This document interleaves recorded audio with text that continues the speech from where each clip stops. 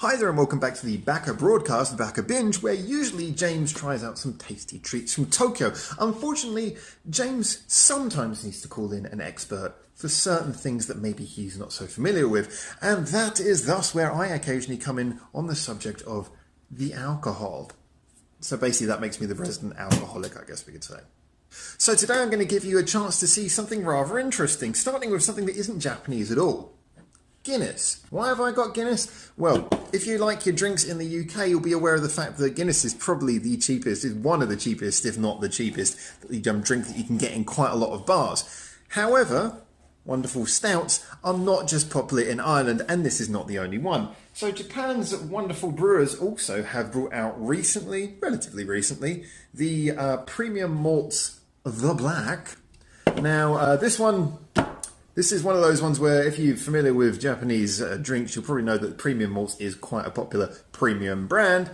And the other one, I really wanted to try this, I don't think I've ever had this one before, is Kirin do one as well. Now Kirin are quite popular for being, if you like the bar drinkers drink. It's one of those ones where you can buy it in a can, but I think most people who really like Kirin know it because it's the one that they drink down there local.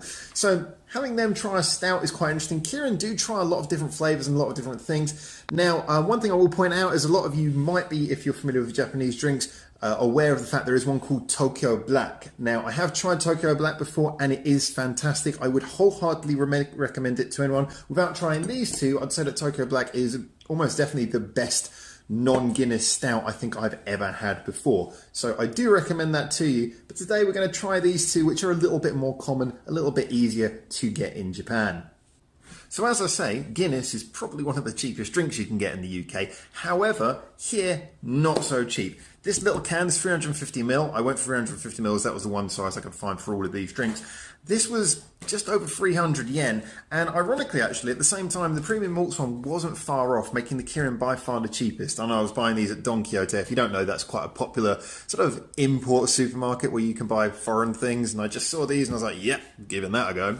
So we're going to give them all their own glasses. We're going to pour these so you can see how they pour. And yes, again, for anyone who's claiming me to be a Philistine for doing this, I'm perfectly aware of how good a properly poured Guinness is. We're talking about these things that are imported and being drunk out of cans though, okay? So excuse me as I get this wrong. First of all, let's pour the Guinness. Woo!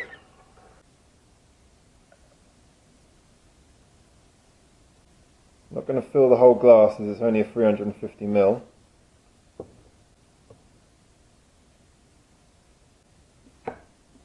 You can hear the widget inside the can.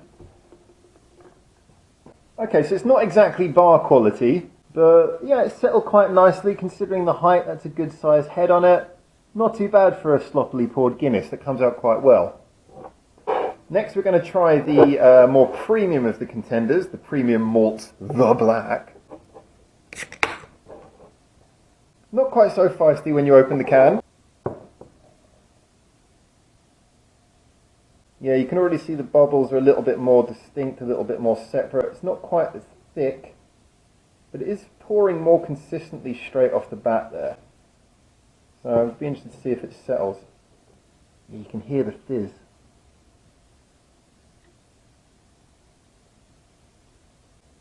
No widget in the can either, rather unsurprisingly. If we look at those two, you can already see how the Guinness is much better settled and thicker than the premium malts Black. Time to bring in the beloved cheapie of the group, it's the Kirin Black. I have no idea what this is going to look like, but I'm looking forward to this one. Again, not too feisty. Oh, I'm sorry, slopping that in a bit heavy there. Still settled alright. Looks kind of similar to... I don't know, actually, maybe that's a bit thicker than the premium malts. Premium malts had a bit more time to die down. Again, no widget in that can, but good stuff. Alright, so looking at the three, you can really see how the Guinness has kept its head, which is so important for a stout. Obviously, it's kept it by far the best.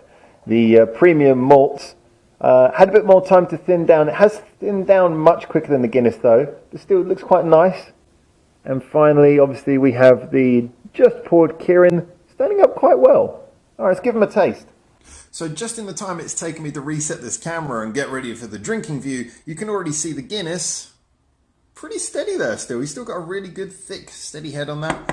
The premium malts, that head's pretty much gone. It's really sort of down to its last bits. And the Kirin's kind of going as well. So I'm going to work backwards towards the granddaddy of stouts. All right, so let's try this Kirin first.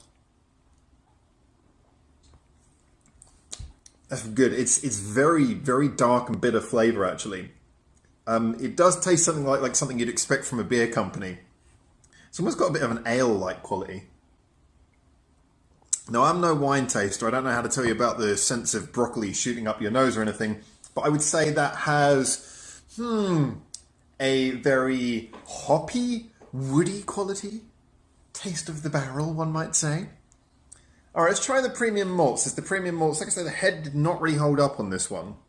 Let's see, but it did pour quite nicely, so I'm imagining it's probably got a good texture to it. That's much smoother, much easier to drink. But the funny thing is it's not as thick as Guinness, so it tastes kind of smoother. This one's got more of a sharp flavour, so the Kirin probably would say tastes cheaper as far as stouts are concerned, but I can imagine that this is probably somewhere in the middle ground between Guinness and the Kirin. That I don't know if this is going to appeal to anyone particularly more, especially considering it's not exactly cheap. I guess this probably does count as a budget version of the Guinness. Would probably be the best way of looking at it, in that it's got a similar texture. I think the Kirin is different enough that maybe if you like Guinness, you could actually say you didn't like the Kirin. But the premium malts, the black, is definitely one that I think if you like Guinness, you will enjoy it, but you will taste it as a cheaper version. And certainly that head is just gone.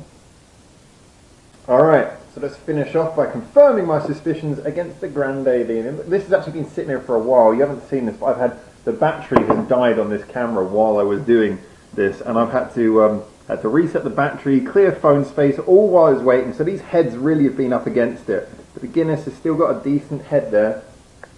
So here it is, the rather expensive to import seemingly, or maybe it's just a bit of a culture tax, Grandaddy of the stouts. Yeah, I mean, obviously, as he wipes it off of his face, you're never going to get it as good as the quality it is out of a keg. It's never going to pour quite as well from a can, but you can just taste the quality. It's thick, but at the same time, it's quite light, if you know what I mean. It's, you know, it goes down very easy, which is one of the main qualities of Guinness that I think a lot of people don't really get when they make these other versions, these other stouts.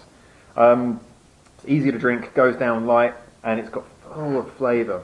And it's one of the few drinks, certainly one of the few Western drinks, where the head is actually a big part of it. So, definitely, yeah, the Guinness still comes off as the winner, but it is disgustingly expensive in Japan, or in Asia as a general, to drink and buy Guinness regularly. Certainly if you're someone like me who you can get into a Guinness and just spend the entire evening on Guinness, you probably have to get a mortgage over here to do that in Japan. So, maybe start off on your Guinness, and then depending, if you like your sharp flavours, move on over to the Kirin. This is a good little budget one actually, really nice. If you're going to be drinking a few in a night, that's a good one to go with. If you want something similar, but a little bit, shall we say a little bit cheaper, premium malts will look after you for that. But drink it quickly, because that head isn't going to last. I would, however, say though, if you've got access to Tokyo Black, I think Tokyo Black remains the #1 of all of the pretenders. And I would certainly say that if I had the choice of drinking the Guinness and then one of these for the entire night, or just drinking Tokyo Black for the entire night, I'd drink Tokyo Black. Anyway, but now, from Japan, until we see me on the music, or maybe more alcohol, or you see James soon with more tasty treats from around Japan, until then, for now, ciao ciao.